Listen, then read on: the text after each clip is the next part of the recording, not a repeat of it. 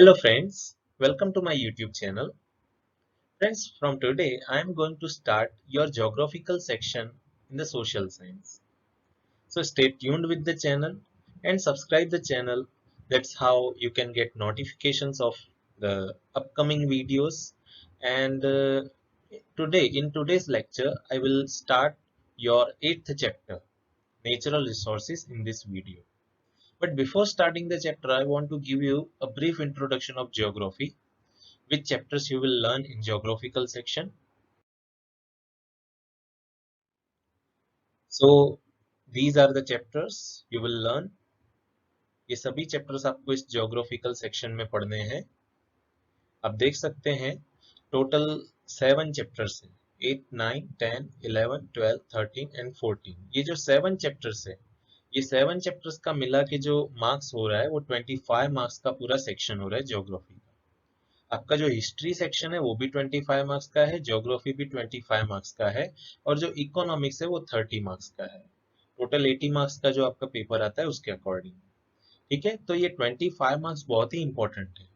आपको लगेगा कि हर एक चैप्टर में से जो वेटेज है वो तो बहुत ही कम है, लेकिन बहुत ही इंपॉर्टेंट है ये 25 मार्क्स. ठीक है, सो हम इसको वेस्ट नहीं होने देंगे. और आज की इस वीडियो में मैं आपको 8th चैप्टर यानी नेचुरल रिसोर्सेज एक्सप्लेन करने वाला हूँ. तो ये जो आपका चैप्टर है नेचुरल रिसोर्सेज वो 3 मार्क्स का है. ये आप देख सकते हैं. ये 3 मार्क्स जो है, ये 3 मार्क्स सेक्शन सी में जो क्वेश्चन आता है 3 मार्क्स का, उसमें ये चैप्टर आपको देखने को मिलेगा. और कोई सेक्शन में इस चैप्टर का क्वेश्चन नहीं मिलेगा आपको. सिर्फ सेक्शन सी में 3 मार्क्स का एक ही क्वेश्चन होगा जो इस चैप्टर में से आपको दिखेगा. इस चैप्टर में हम क्या क्या सीखने वाले हैं.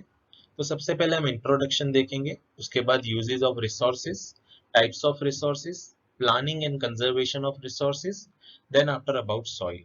सॉइल के बारे में ये सभी चीजें आपको देखनी है.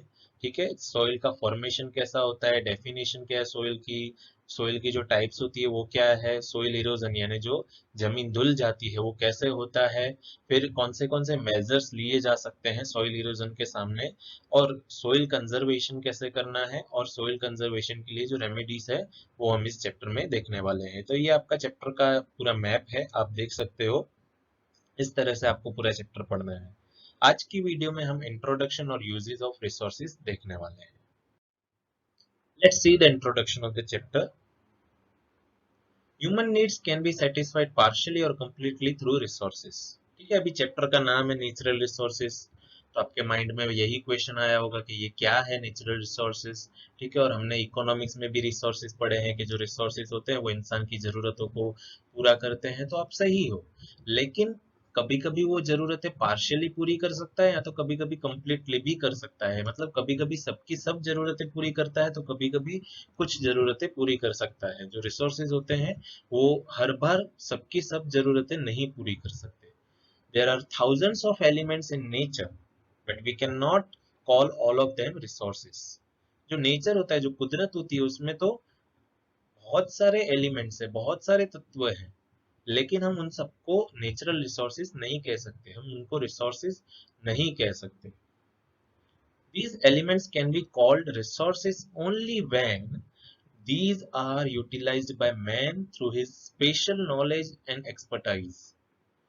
ठीक है, इन एलिमेंट्स को हम तब ही रिसोर्स बोलेंगे जब ये जो एलिमेंट्स है ये इंसानों के द्वारा यूज होते हो, उसके स्पेशल नॉलेज और उसकी स्किल से.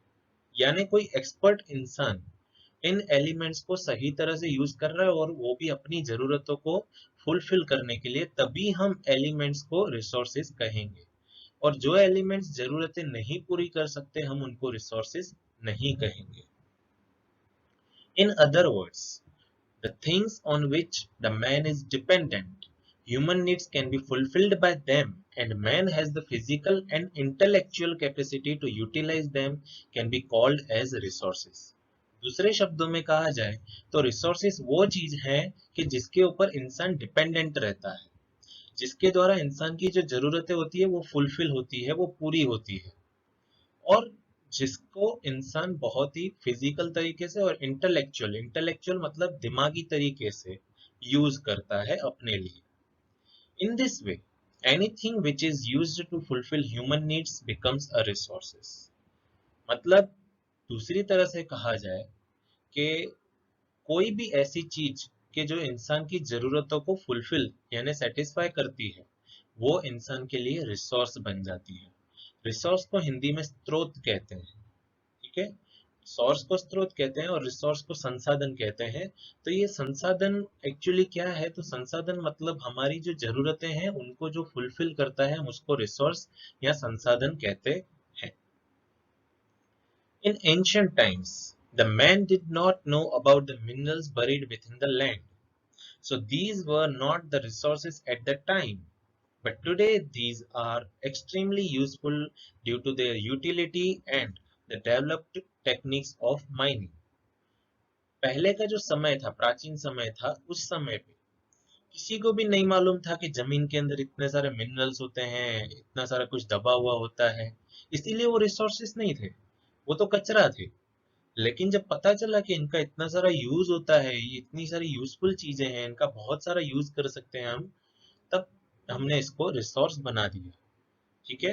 तो कई बार ऐसा होता है, कई चीजें हमको वेस्ट लगती है, लेकिन कई बार वही चीजें रिसोर्सेस भी होती है, ठीक है। ये तो एंशियंट टाइम की बात थी, अभी टेक्नोलॉजी आ गई है। टेक्निक्स ऑफ माइनिंग यहाँ पे लिखा ही है, यानी टेक्नोलॉजी की ही बात की है। टेक्नोलॉजी के आने की वजह से हमको पता चला कि ये रिसोर्सेस बहुत ही काम के हैं, ये एलिमेंट्स वेस्ट नहीं थे, ये बहुत ही काम के थे। The natural resources should have both the virtues of utility and capability to work. The resources are made of the interactions of the three: nature, man and the culture। ये जो natural resources होते हैं उसमें दो तरह के virtues, दो तरह की क्वालिटीज दिखती है। कौन सी? एक यूटिलिटी और दूसरी कैपेबिलिटी टू वर्क। यूटिलिटी मतलब यूसेज, जिसमें से हम कुछ अपनी जरूरतों को पूरा कर सके, और कैपेबिलिटी टू वर्क मतलब उसकी सक्षमता। ये दो क्वालिटीज नेचुरल रिसोर्सेज में होती है, कुदरती संसाधन में ये दो चीजें होती है। The resources are made of the interactions of the three. ये याद रखना बहुत ही इंपॉर्टेंट है, तीन चीजों का जो इंटरेक्शंस होता है उसमें से रिसोर्सेज बनते हैं। कौन सी? एक तो nature, man and the culture, ठीक है। कुदरत, इंसान और उसकी संस्कृति। अभी कल्चर मतलब यहाँ पे आप हेरिटेज में मत चले जाना, यहाँ पे कल्चर जो है, कल्चर मतलब लाइफस्टाइल, ठीक है। एक नेचर, दूसरा इंसान और तीसरा उसकी लाइफस्टाइल, ये तीनों मिलके जो रिसोर्सेज हैं उनमें से रिसोर्सेज बनते हैं, इन तीनों में से, ठीक है। तो ये इंट्रोडक्शन था चैप्टर का। Uses of resources. तो अभी हम देखेंगे कि ये रिसोर्सेज का यूज क्या होता है, मतलब सच में यूजफुल है या नहीं, ठीक है। यहाँ ऐसे ही सिलेबस में दे दिया है, ठीक है। तो अभी आपकी बुक में भी यूज हो रहा है आपको नॉलेज देने के लिए, मतलब रिसोर्सेज सच में यूजफुल है ही, ठीक है। You can understand resources are useful to us in many ways. We learn about its role gradually at every stage of human life, ठीक है। जो रिसोर्सेज होते हैं वो हमको कई तरह से यूजफुल होते हैं। हम उनको अभी ह्यूमन लाइफ के हर एक स्टेज में वो कहाँ कहाँ पे और कैसे कैसे यूज होते हैं वो इसको सीखने वाले इस चैप्टर में। All activities from agriculture to industries ultimately depend on natural resources। मतलब हर एक एक्टिविटी जो हम करते हैं, मतलब इंडस्ट्री हो, चाहे एग्रीकल्चर हो, चाहे सर्विस सेक्टर, मतलब कोई भी जगह पे अगर हम जाते हैं और कोई भी तरह की एक्टिविटी करते हैं तो वो नेचुरल रिसोर्सेज के ऊपर हम डिपेंडेंट होते ही हैं। तो अभी इसके बारे में हम देखेंगे। सबसे पहला यूज है रिसोर्स एज फूड। खाने में रिसोर्स यूज होते हैं। देखो, various food requirements of man are compiled by various resources, ठीक है। मतलब कई ऐसी रिक्वायरमेंट्स होती है ह्यूमन की, इंसान की, जो फूड के रिलेटेड होती है। वो रिक्वायरमेंट्स रिसोर्सेज के थ्रू कंपाइल होती है। कंपाइल होती है मतलब ऐसा कह सकते हैं कि फुलफिल होती है यहाँ पे। ऐसे कंपाइल का मतलब कलेक्ट होना, लेकिन यहाँ पे फुलफिल होना, ठीक है। तो जो रिसोर्सेज होते हैं वो इंसान की जो फूड रिक्वायरमेंट्स होती है उनको वो फुलफिल करते हैं। फ्रूट्स आर ग्रोन नेचुरली, ठीक है। जो फ्रूट्स होते हैं वो तो नेचुरली बड़े होते हैं, पैदा होते हैं।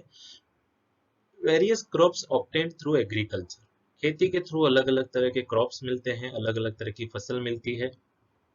Milk and its products and meat obtained through domestic animals. जो दूध है या डेयरी प्रोडक्ट्स हैं या फिर मीट यानी जो मांस होता है वो डोमेस्टिक एनिमल्स में से मिल जाता है। Fish and other aquatic animals from reservoirs. जो फिश होती है, जो दूसरे दरियाई जीव होते हैं, वो रिजर्वियर्स, रिजर्वायर्स मतलब जो पानी जहाँ पे पानी कलेक्ट होता है, जैसे दरिया है, जैसे नदी है, लेक है, समंदर है, तो उनको रिजर्वियर्स बोलते हैं। तो रिजर्वियर्स में ये सब एक्वेटिक एनिमल्स और जो फिश होते हैं वो सब मिल जाते हैं। हनी प्रिपेयर्ड बाय हनी बीस। ठीक है, जो मक्खियां होती है, मधुमक्खियां होती है, वो हनी प्रिपेयर करती है, मतलब हर एक खाने की चीज जो है वो हमको रिसोर्स में से ही मिलती है। Are used as food items. ठीक है, तो रिसोर्सेज हमको खाना देते हैं, सबसे पहला काम। ठीक है, आपका पेट भरते हैं। और वैसे भी लॉकडाउन के दरमियान तो आपको सबसे ज्यादा रिसोर्सेज मिले हैं, ऐसा कह सकते हैं हम। ठीक है, रिसोर्सेज अगर ना होती तो आपकी जो भूख है वो बहुत ही बढ़ गई होती। Resources as a source of raw material. ठीक है, अभी रॉ मटेरियल में भी रिसोर्सेज यूज होते हैं, तो देखो, various goods obtained from forest, agro products, wool, hides and meat available from animals, mineral ores, etc. are from raw materials for many industries. ठीक है, बहुत ही अलग अलग तरह के जो माल सामान होते हैं, कच्चा जो माल होता है इंडस्ट्रीज के लिए, वो रिसोर्सेज में से मिलता है। तो क्या क्या मिलता है, तो फॉरेस्ट लिखा है, तो फॉरेस्ट में से जो लकड़ा, जो वुड हमको मिलता है वो। फिर एग्रो प्रोडक्ट्स होते हैं, उनके ऊपर जरूरी प्रोसेस होती है, तो वो इंडस्ट्री में यूज होते हैं। फिर वूल है। हाइड्स एंड मीट, हाइड्स मतलब चमड़ा, और जो मीट मतलब मांस, जो एनिमल्स में से मिलता है। मिनरल्स ओर्स, ठीक है, जो अलग अलग मिनरल्स होते हैं उनकी जो ओर्स होती है वो, ये सब रॉ मटेरियल्स हमको जो इंडस्ट्री में मिलते हैं वो रिसोर्स में से ही मिलते हैं। Resources as energy resources, energy भी देते हैं, कितने उपकारी है। ठीक है, खाना देते हैं, रॉ मटेरियल देते हैं, अब तो एनर्जी भी देते हैं, तो देखो कैसे। We use coal, petroleum, natural gas, etc. as fuel in industries as well as domestic fuel. ठीक है, हम ये सब जो फ्यूल है अलग अलग, जैसे कोल है, पेट्रोलियम है, नेचुरल गैस है, पेट्रोल डीजल की भी बात कर सकते हैं, तो ये सब जो फ्यूल है वो इंडस्ट्रीज में या नॉर्मल यूज में हम इनको यूज करते हैं। ठीक है, और डोमेस्टिक फ्यूल को भी हम यूज करते हैं, जैसे सीएनजी, एलपीजी है। ठीक है, ये सब फ्यूल हम यूज करते हैं, तो ये कहाँ से आते हैं, तो ये भी नेचर में से ही हमको मिले हैं। ठीक है, तो ये भी रिसोर्स में से ही आ रहे हैं। बिसाइड्स, इतना ही नहीं और भी है, देखो। Besides, energy can be generated through solar insolation, wind, sea waves, tides and ebbs and waterfalls etc. इतना ही नहीं, साथ साथ में ये जो एनर्जी होती है वो कहाँ कहाँ से और कहाँ कहाँ से आती है। एक तो सोलर इंसोलेशन, मतलब जो सन के रेस होते हैं ना, उनको जो एनर्जी में ट्रांसफॉर्म करते हैं, जैसे सोलर सेल बनाते हैं, सोलर प्लांट बनाते हैं, सोलर वाटर हीटर होता है, तो सोलर इंसोलेशन। फिर विंड, विंड यानी हवा। ठीक है, आपने देखे होंगे विंड फार्म्स, जो आप पढ़ने भी वाले हो इस चैप्टर में। ठीक है, तो विंड फार्म्स जो होते हैं तो वो विंड की वजह से, तो ये विंड भी एक तरह का रिसोर्स है, जो हवा आप खाते हो। ठीक है, सी वेव्स, जो दरिया में जो ओट आती है, भरती आती है, तो वो भी रिसोर्सेस, मतलब वो कैसे, तो वो भी इलेक्ट्रिसिटी जनरेट करने में मदद करती है। Tides and abs and waterfalls, ठीक है, जो तूफान वगैरह कभी कभी लगता है, या कभी कभी जो वाटरफॉल यानी जो झरने से पानी गिरता है, फिर एप्स, एप्स का मतलब जो लहरें होती हैं, वो भी, ये सब बहुत ही मदद करते हैं रिसोर्स में से एनर्जी देने के लिए। मतलब ये सब रिसोर्सेस है हमारे लिए। तो ये रिसोर्सेज हमको कैसे कैसे यूज होते हैं, as a food, as a raw material and as a energy resource. ठीक है, मतलब इतना सारा यूज है इन रिसोर्सेज का, इसके लिए तो ये चैप्टर दिया है। ठीक है, और साथ साथ में आपका नॉलेज भी बढ़ा रहे हैं ये रिसोर्सेज, तो मतलब यहाँ पे एक और यूज होना चाहिए, रिसोर्सेज एज नॉलेज इंक्रीजर। ठीक है, तो ऐसा तो नहीं होना चाहिए, वैसे ही आपका काम बढ़ रहा है इस चैप्टर की वजह से। ठीक है, लेकिन इतना ध्यान से समझना है। नेक्स्ट लेक्चर में टाइप्स ऑफ रिसोर्सेज पढ़ेंगे। ठीक है, जैसे हर एक चीज में आप देखते हो टाइप्स होती है, तो ऐसे रिसोर्सेज में भी आपको अलग अलग टाइप्स के रिसोर्सेज पढ़ने हैं। Thank you so much friends ये वीडियो देखने के लिए। अगर आपको वीडियो अच्छी लगी हो तो अपने फ्रेंड्स के साथ जरूर शेयर करना। और अगर आपके पास कोई सजेशन हो चैनल के रिलेटेड, वीडियोस के रिलेटेड, या कोई भी आपको कंफ्यूजन हो, तो ये मेरे कॉन्टेक्ट नंबर है, ठीक है, यहाँ पे ये व्हाट्सएप नंबर और ये मेरा मेल आईडी, किसी पे भी आप पूछ सकते हो, इवन आप कमेंट्स में भी लिख सकते हो।